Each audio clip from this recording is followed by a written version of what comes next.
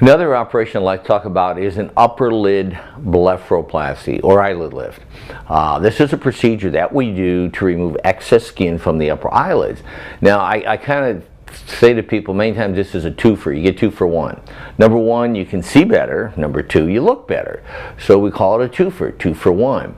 Now basically what we do in this procedure is the excess skin that hangs down onto your eyelashes can go ahead and cause visual field defects, so in some cases insurance may pay for it. Some of the complications unique to this, and again it goes without saying that there'll be bruising, swelling, infection, bleeding, scarring, but one of the complications is a condition called lag ophthalmos, and I'm not going to ask you to spell it, it's kind of long, I'm not so sure I can spell it, but what lag ophthalmos is the inability of the upper eyelid to close completely. So when the surgeon does an upper lid bleph, there's always got to be a little fold of skin left behind so that you can get complete and total eyelid closure. And that's important because you don't want to have your cornea exposed to the air. So that's lag ophthalmos.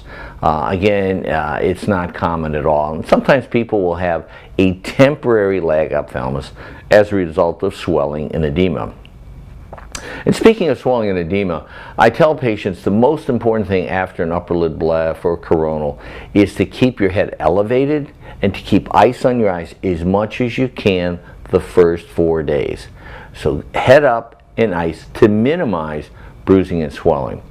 Another complication that you can see with an upper lid bleph is excessive tearing or dry eyes. Now sometimes patients will have a tendency to dry eyes and they're on regularly prescribed eye drops, and again you should continue to take those preoperatively as well as postoperatively. Now sometimes after the surgery, depending on the swelling, somebody may have a bout of excess tearing or dry eye. So usually we'll prescribe an eyelid ointment or some drops until the swelling and the edema has gone down.